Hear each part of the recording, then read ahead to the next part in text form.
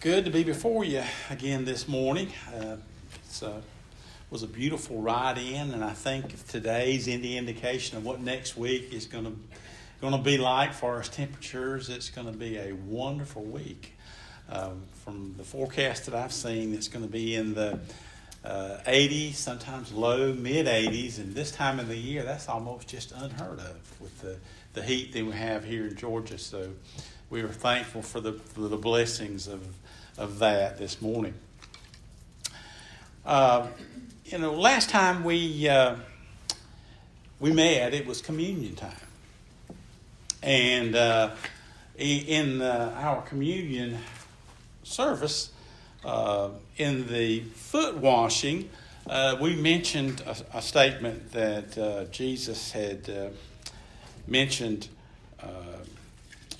to his disciples. And it's in verse 13 of John chapter 13, verse 15 of chapter 13 of John. It says, "For I have given you an example that ye should do as I have done to you." So he's given us an example, his example, to follow in this life. And in 1 John, where we left off, there's two examples that are given to us that John's about to go into in the verses that we are going to explore this morning. And the example is that of Jesus Christ. That is our example to follow. But there is another example that he's going to introduce in the man by the name of Cain. Cain is an example that we do not want to follow. These two are so contrary. But we've covered so far that a child of God, in the sight of God, through the blood of Jesus, is perfect, without sin. But we do sin in the flesh. Sometimes we can look like somebody we are not when we walk in the flesh. And as we read our Bible, you'll hear the word faith mentioned many, many times. In the walk of faith.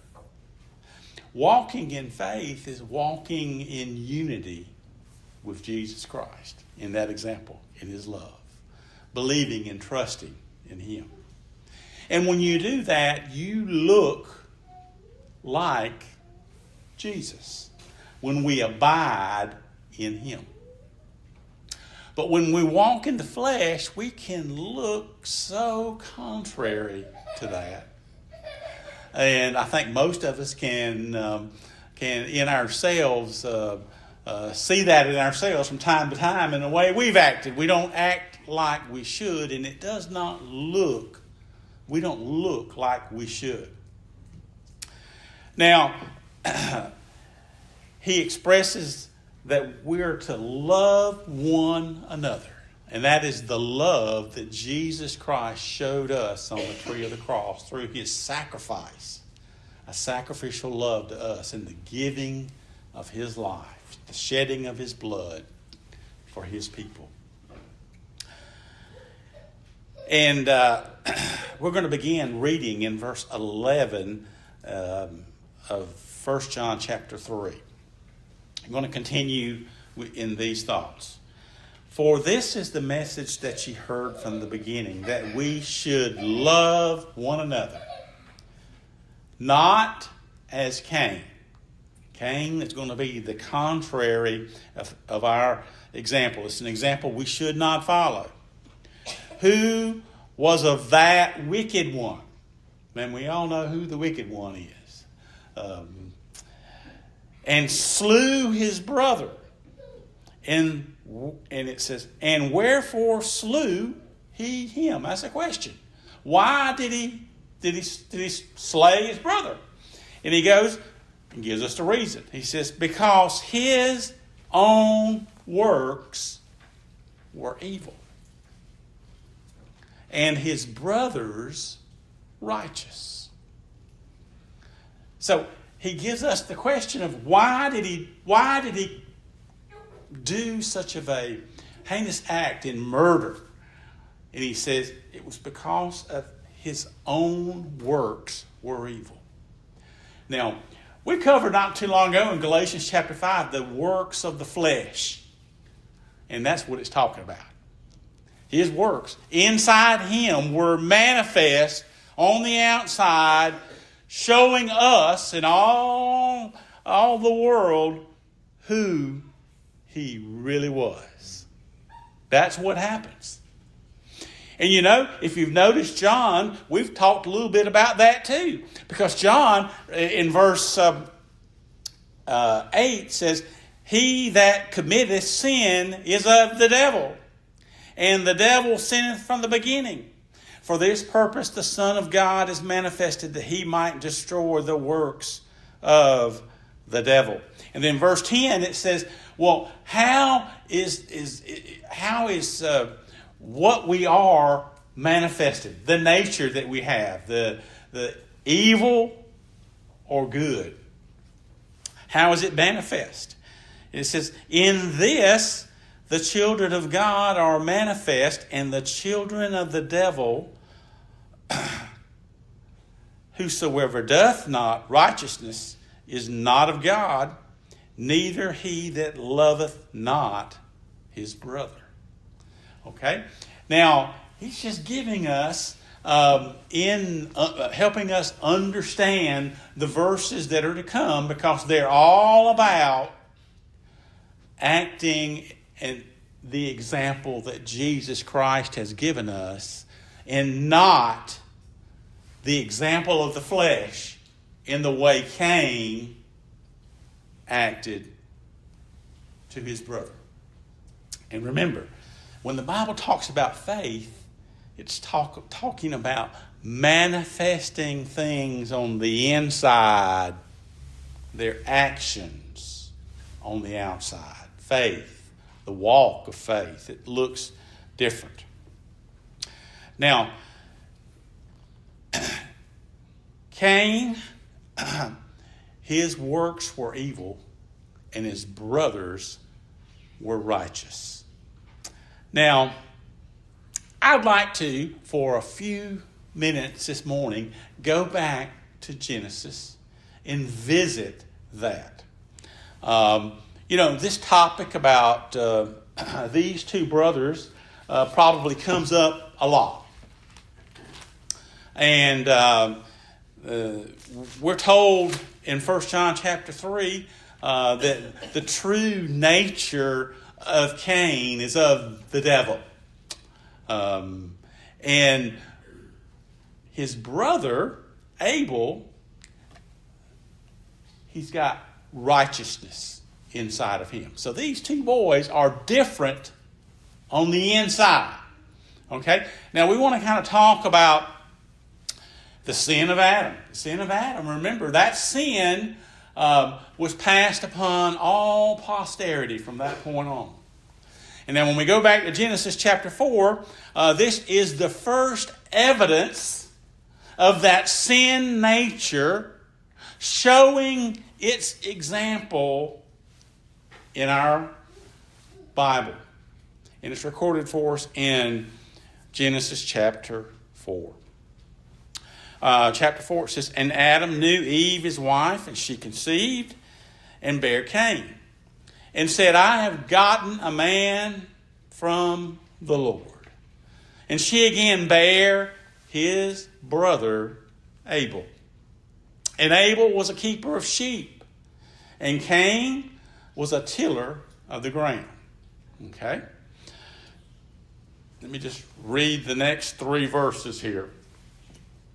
And in the process of time, it came to pass that Cain brought the fruit of the ground an offering unto the Lord.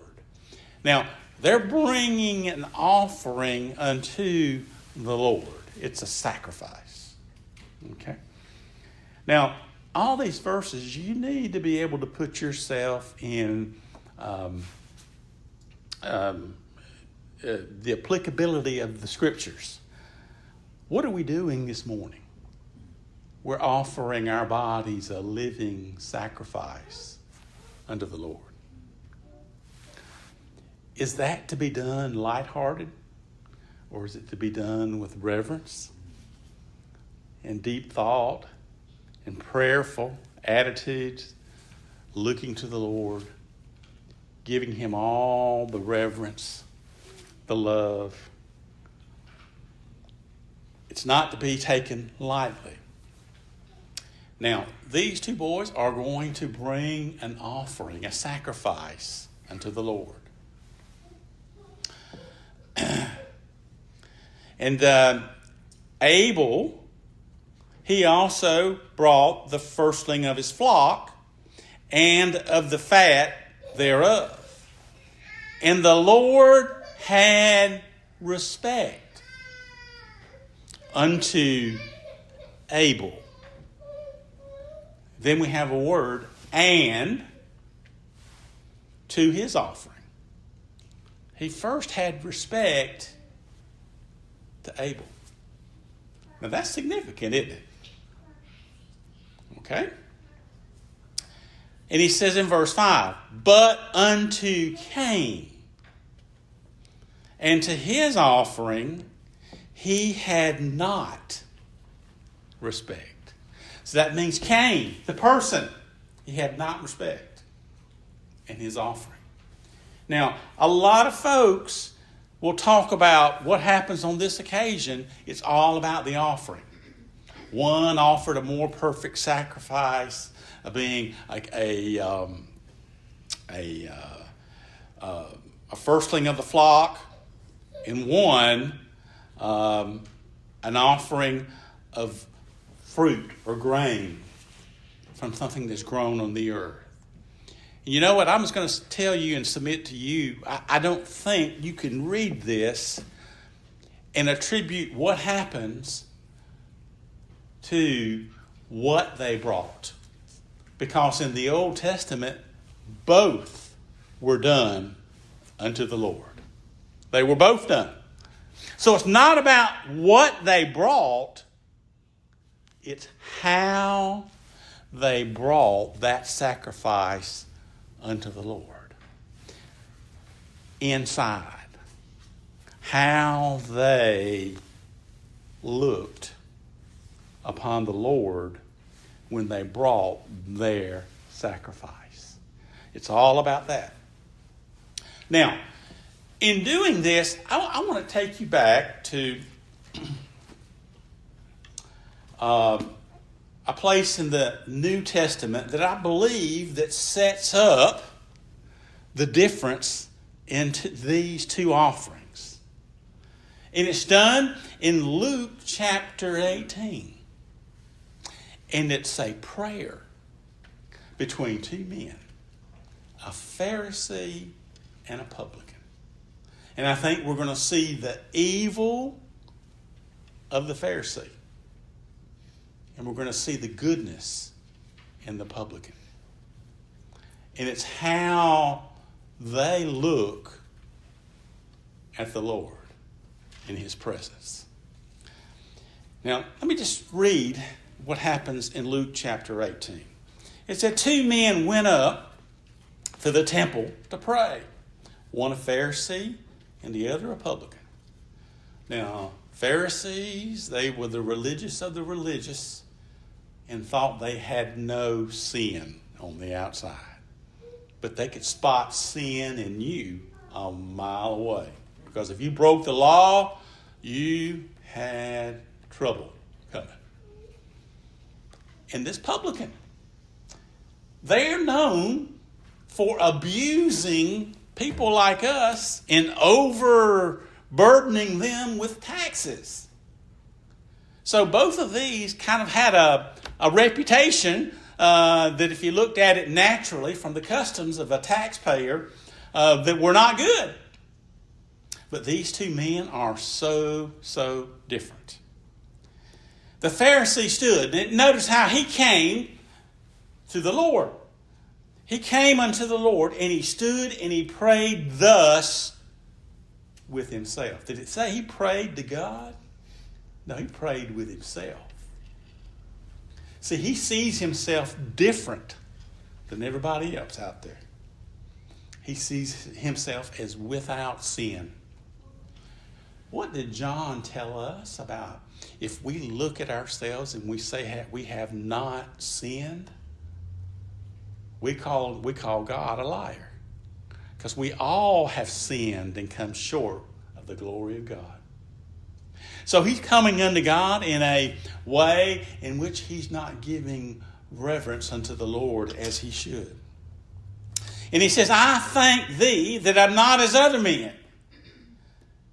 As other men are extortioners, unjust, adulterers, or even as this publican. And like I say, publicans were known for doing some pretty bad things.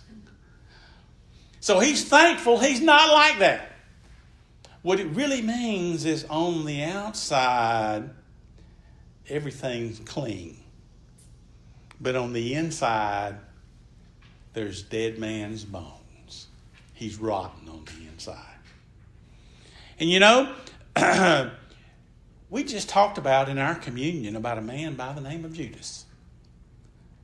What did he look like?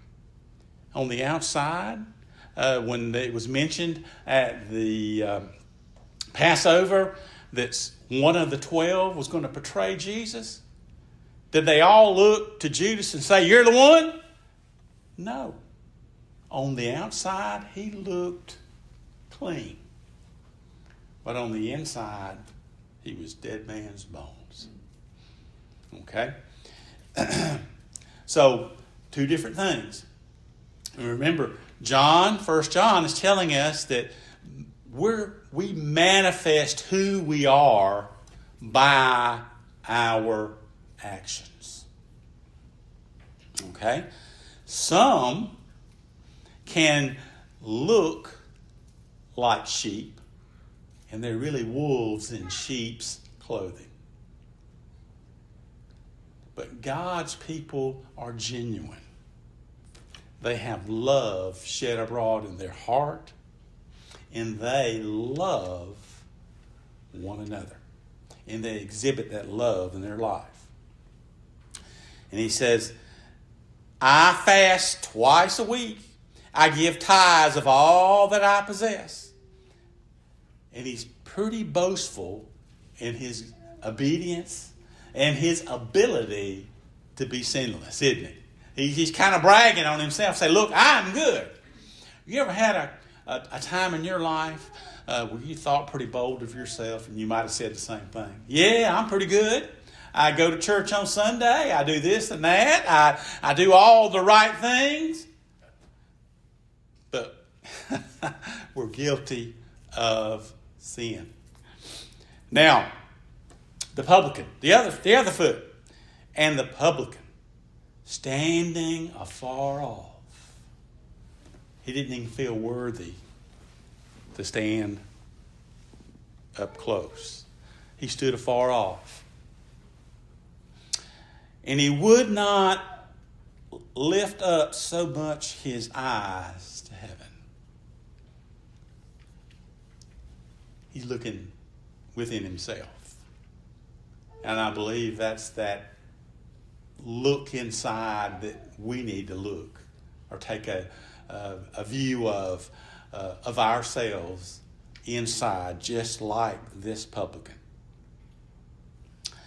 But he smote upon his breast, saying, God, be merciful to me, a sinner.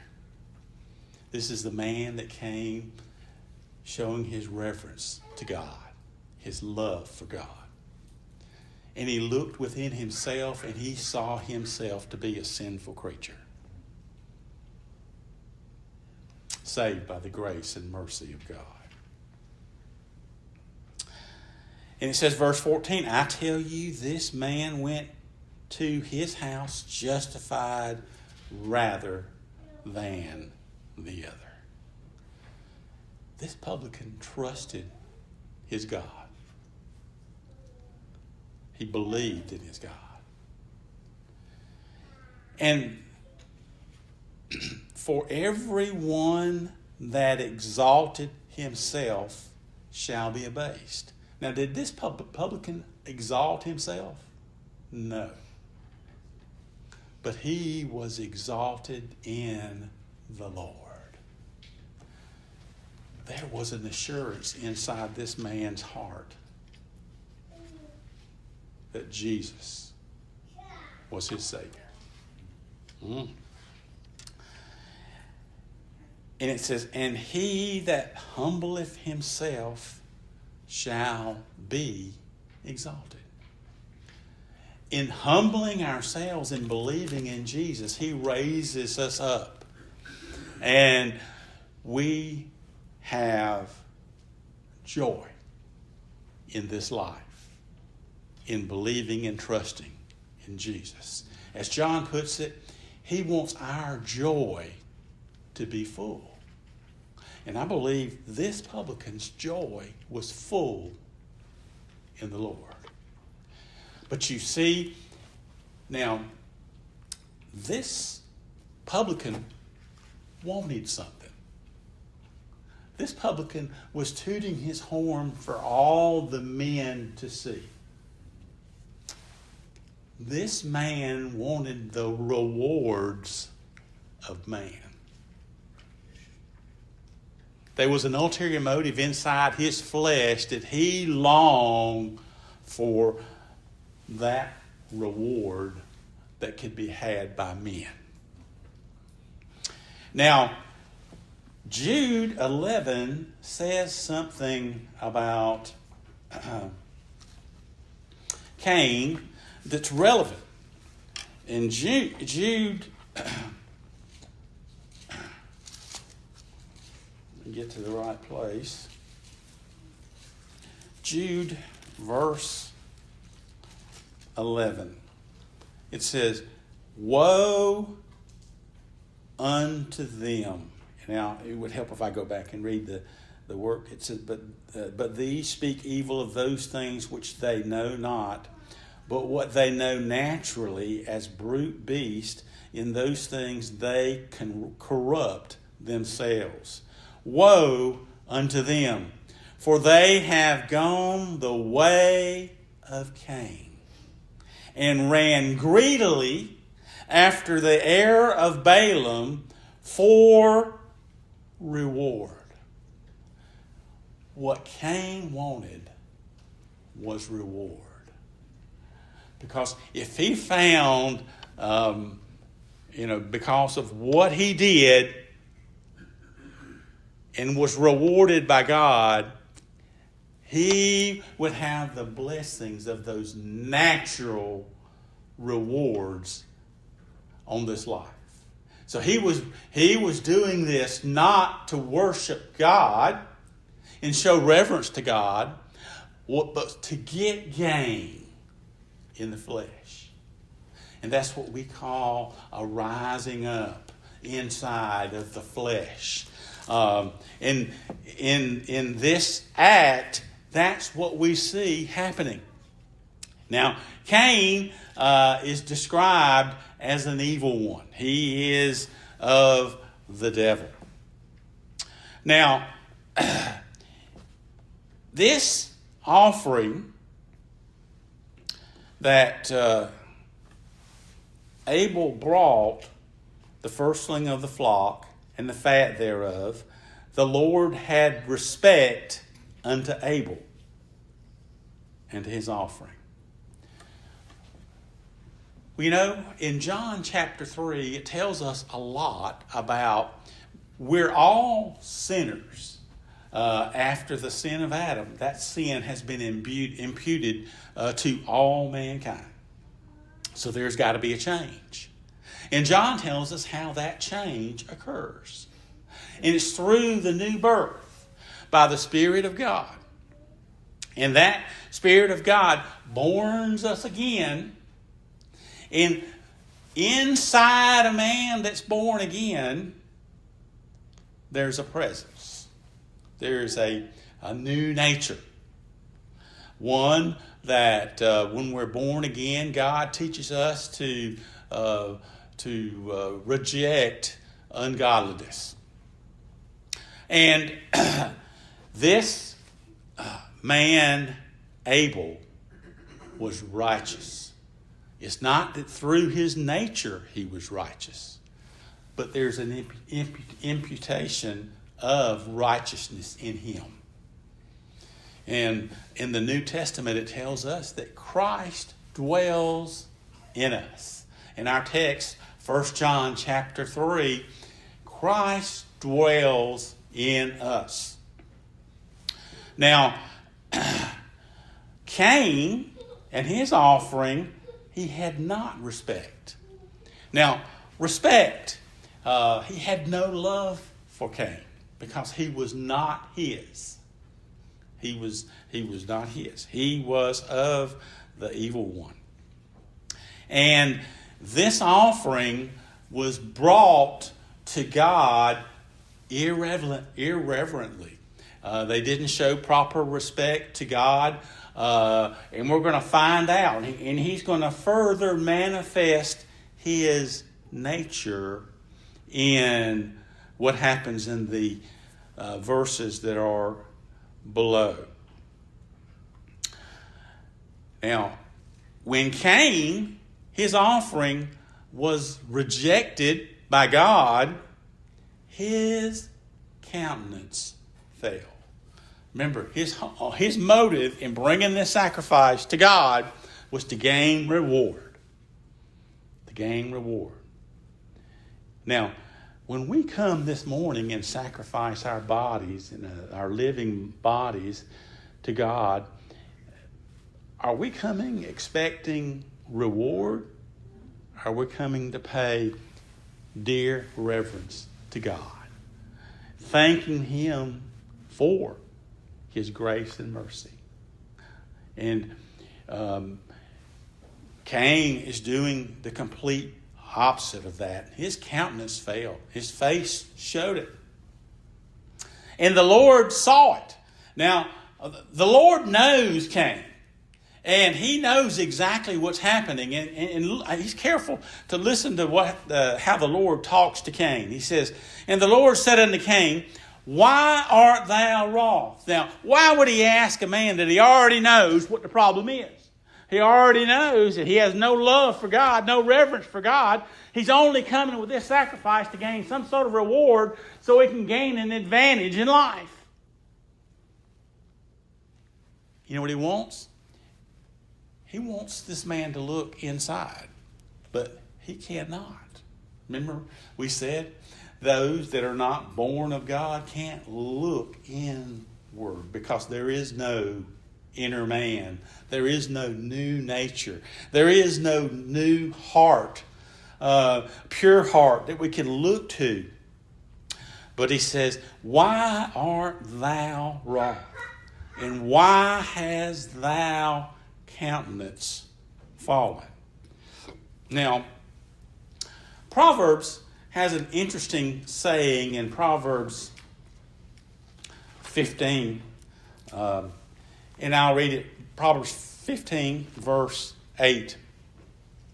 "The sacrifice of the wicked is an abomination to the Lord, but the prayer of the upright is His delight." Remember the Pharisee and the publican? "The way of the wicked is an abomination unto the Lord, but He loveth him that followeth after righteousness." You got a publican that's following after righteousness. "Correction is grievous unto him that forsaketh the way, and he that hateth reproof shall die." Now, Cain's going to hate reproof from God. Now, he's going to be mad or be angry at God for Him not having respect or accepting his sacrifice and giving him the reward he thought he was due. And that's the flesh. You ever been like that sometimes? Where you thought because of what you did, how you acted, you deserved this. And when you don't get it, your countenance falls. We sometimes can look like somebody that we shouldn't. You see the point? We can sometimes, if we're not careful, look like someone we shouldn't. And he says, if thou doest well,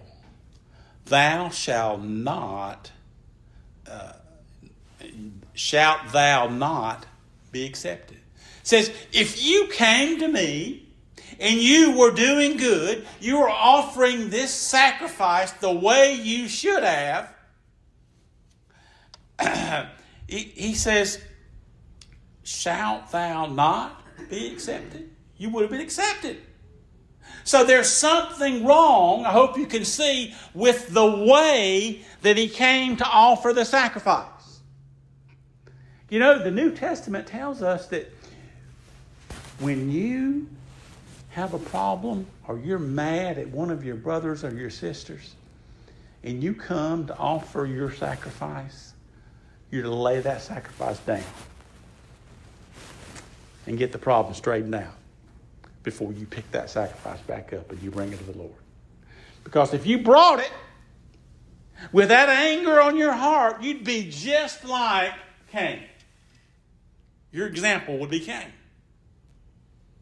So we need to be careful. And even coming into the doors of the church, we really need to examine ourselves, pray to God that our minds and our on the inside that we're good, that we don't harbor any sort of hatred toward our brothers or sisters, and that our love is demonstrated in those services.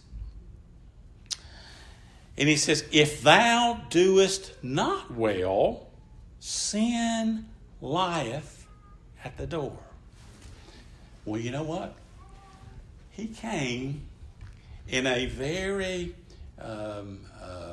puffed up way to call attention to his works for gain. And he says, you didn't do well when you did that. Now, sin lieth at the door. And you're saying, well, what does that mean? What's happening in Cain's heart inside right now? It's beginning to what? Churn. And there's anger building up in his heart.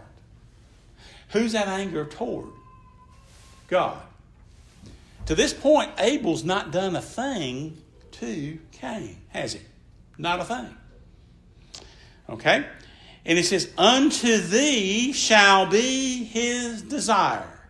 Well, what's churning? He's got a desire now because he thinks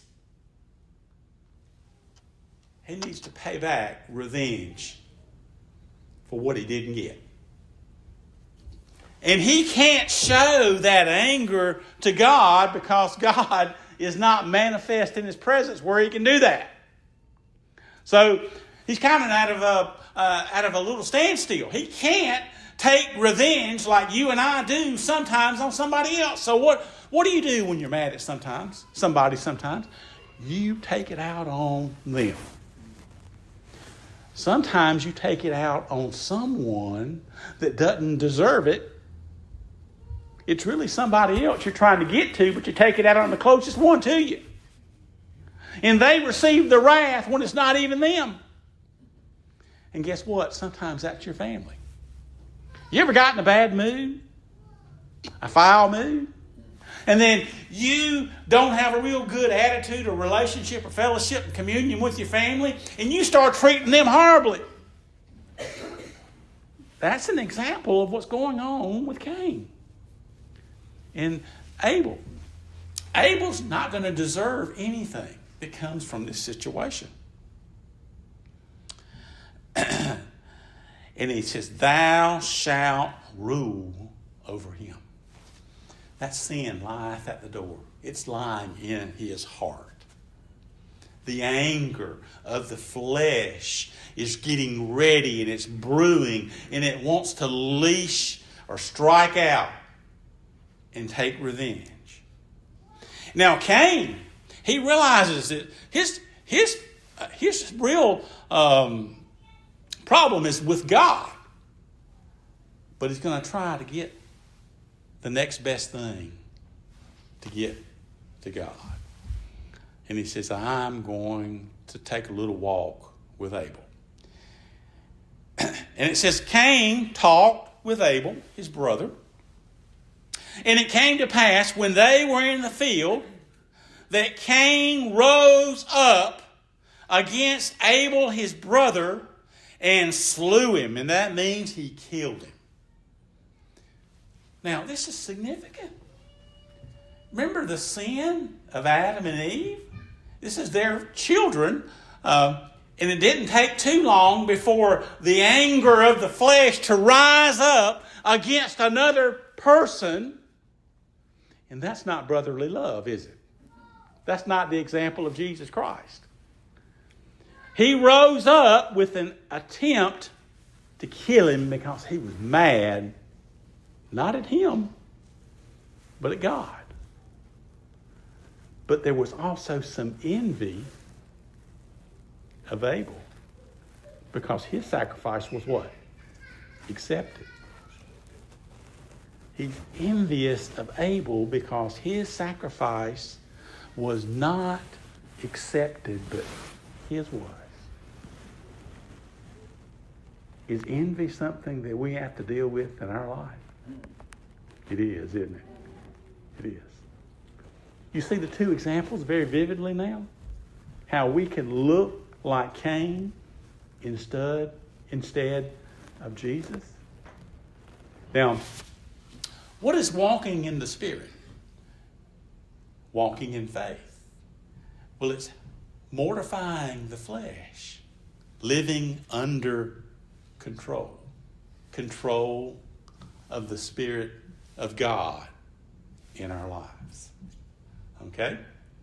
Now, Cain has no restraint. He's not born again. He is of the evil one. He has nothing but that flesh nature. And he slew his brother. And the Lord said unto Cain, where is Abel thy brother? Now, this just shows you he's speaking to the Lord. And the Lord, as we've just read, the Lord knows everything. And he's going to lie to God. He says, where is Abel thy brother? And he said, I know not. Am I my brother's keeper? Now, I know there's someone out here that's used that line before. You've had a sibling, something's gone wrong, and you were responsible for it. And they asked that question, you said, I don't know. It's not my day to keep up with him. You ever said that before? Yes. What does that show us? It shows us what was inside Cain. The lies, the deceit, the arrogance. And yes, lies, deceit, and arrogance can be part of us if we don't keep our flesh in control. And that's done by submitting to the Spirit of God. Boy, this is such an important lesson. John really gets into it. And he says, and he said, what hast thou done? Does God know what he's done already? He's trying to get Cain to admit what he's done. That same situation. You've done something to your brother or your sister. They've asked you, What's wrong? What's happened? And you say it's not my day to keep up with him. But you know what you did. And you won't admit it. I've been guilty of that. You see the picture? There's not much difference, is it? And you know what?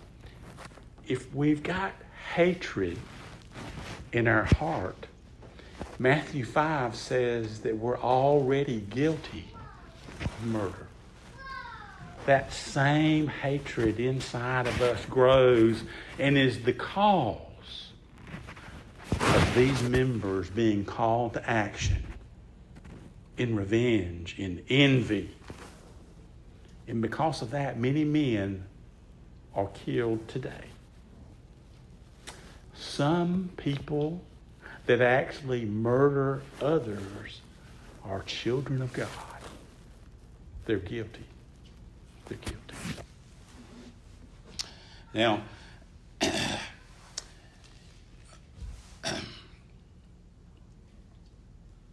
he says, what hast thou done? The voice of thy brother's blood crieth unto me from the ground.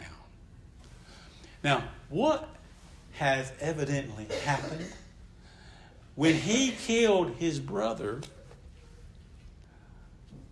he wanted to get rid of the evidence, didn't he? What do people today do today when they murder somebody? Do they ever go and say, look what I did. I killed this person. No. What do? In a deceitful, dark manner, they go and try to hide the body.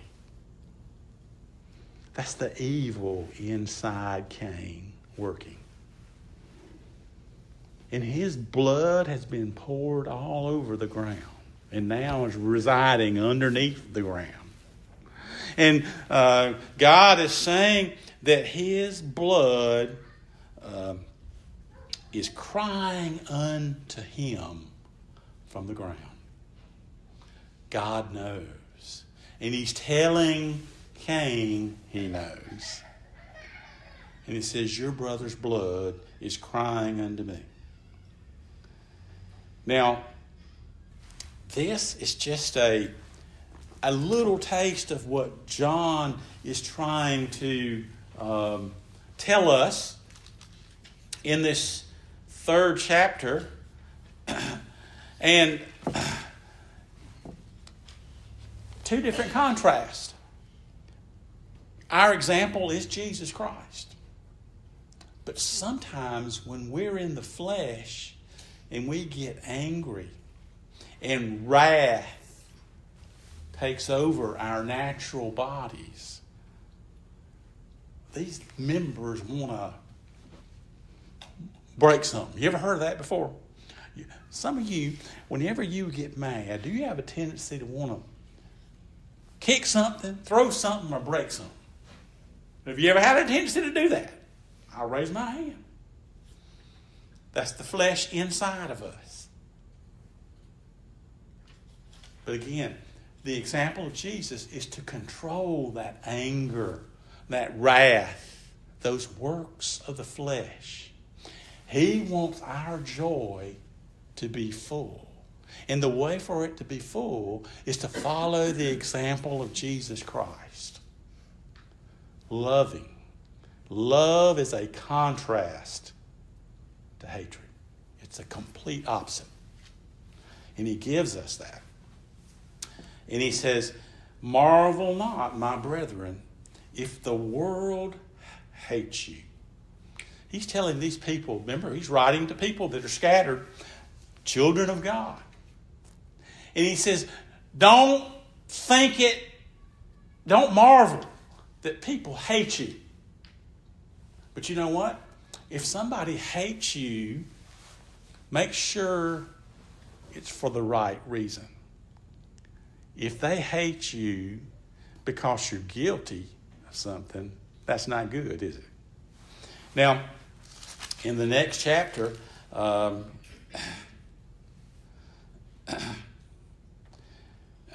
think it is. we'll get to that in just a minute. But he tells us some things in the next chapter that are just very, very contrasting points of this matter. He says, First Peter, let's go to 1 Peter chapter 4. And there's some verses there that I think that would describe what we just read about. Marvel not, my brethren, if the world hates you. Remember, the world's not to hate you because you're guilty of something.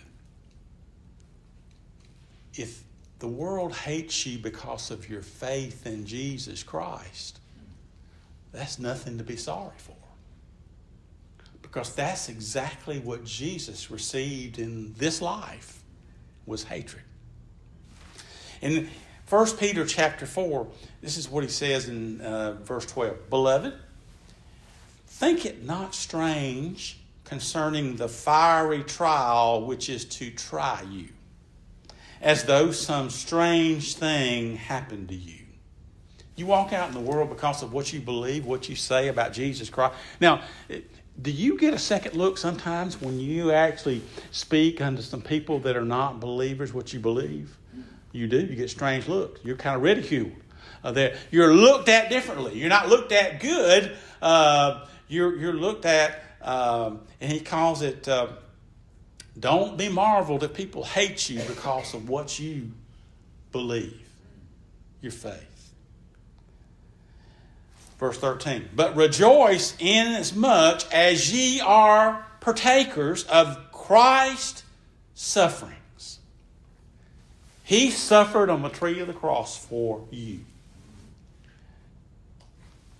We are going to endure sufferings in this life if we live the life, the example of Jesus. And he says, if ye be reproached for the name of Christ, happy are ye. For the Spirit of glory and of God resteth upon you. On their part he is evil spoken of, but on your part he is glorified.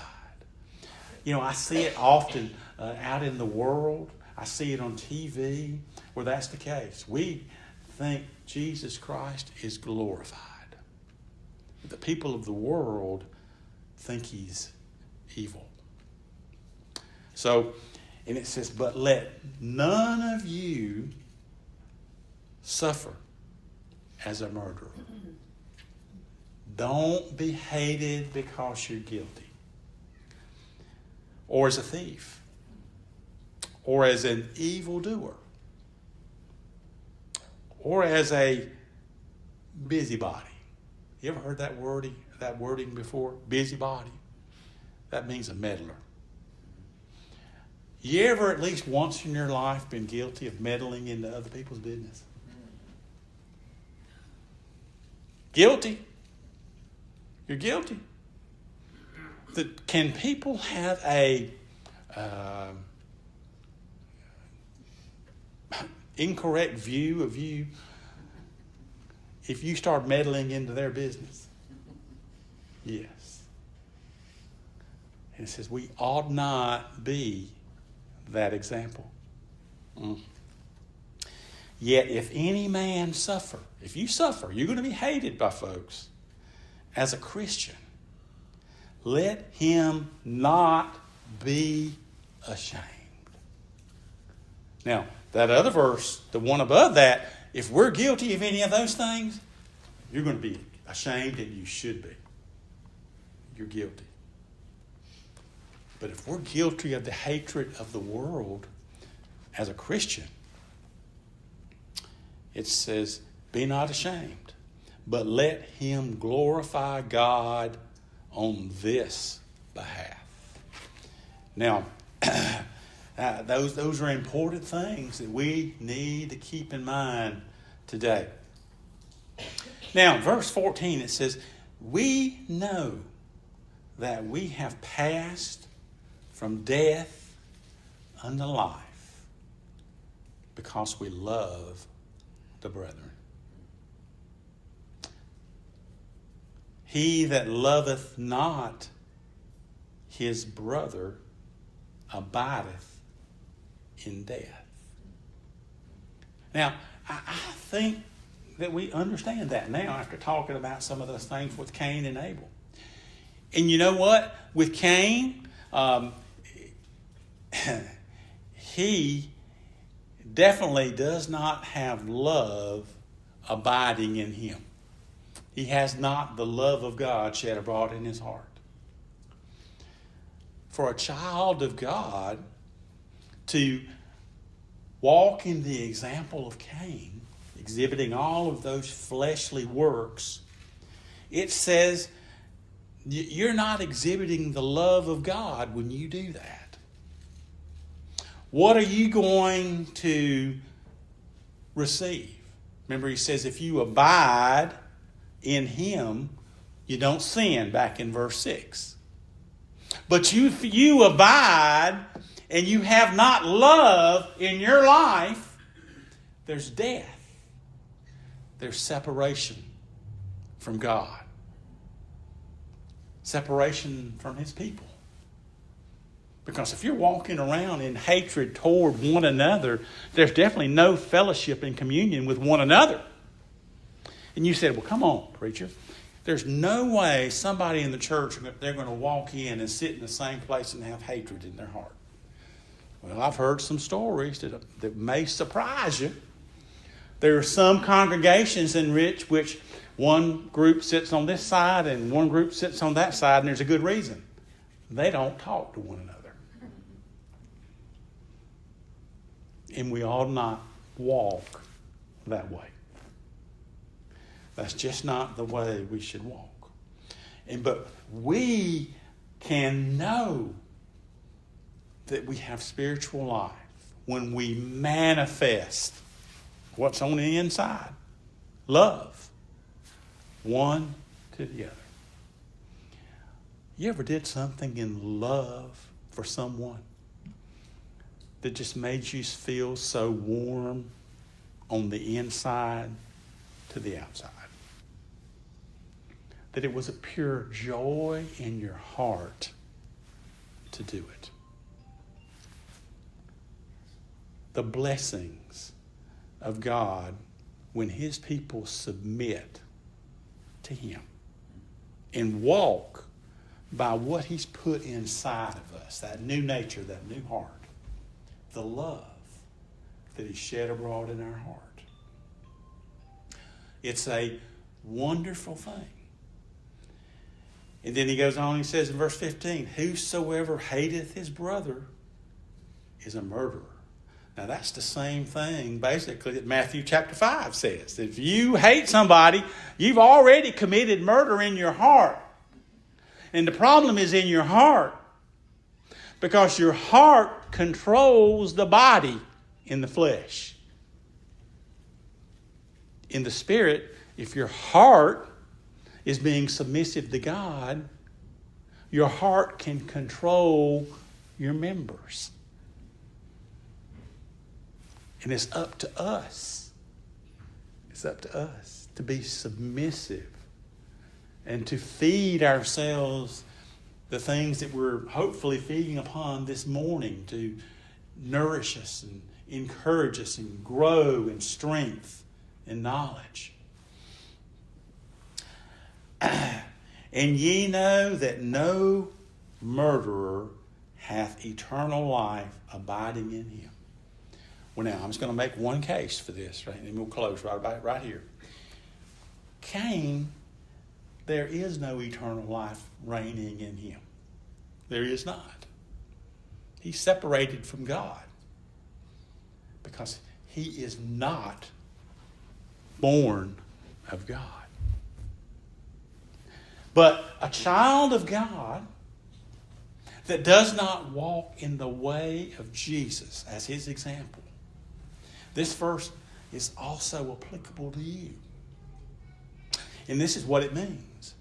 if you have hatred in your heart for one to the other, you're guilty of murder. And while that's going on, you don't have any hope of eternal life inside you dwelling. Remember that hope becomes non-existent almost, doesn't it? While you're doing it, you're not thinking about that hope. Because while you're in this state of mind in the flesh, the Spirit's out of sight and out of mind. And you're given over to the flesh. And while you're walking that way, there's no eternal life working in you. You're not displaying the nature that God gave you on the inside to manifest on the outside. There's no evidence that you are His when you're walking that way. You see that? Now, we're going to stop right here and kind of take up the rest of the verses next time. But these lessons in John are so important to us. He said, well, you spent a long time in this chapter. Well, there's a lot of stuff in this chapter to really chew on. And I think you can see now from the beginning of this about how John flows this to the actual, where the rubber meets the road, the reality of our lives. The way you live your life means a lot. You can either expect the joy that John talks about when he begins 1 John chapter 1. Or you'll experience tremendous depression in living a life that's not the example that Jesus gave us to live. So think about these things as we go through the next week.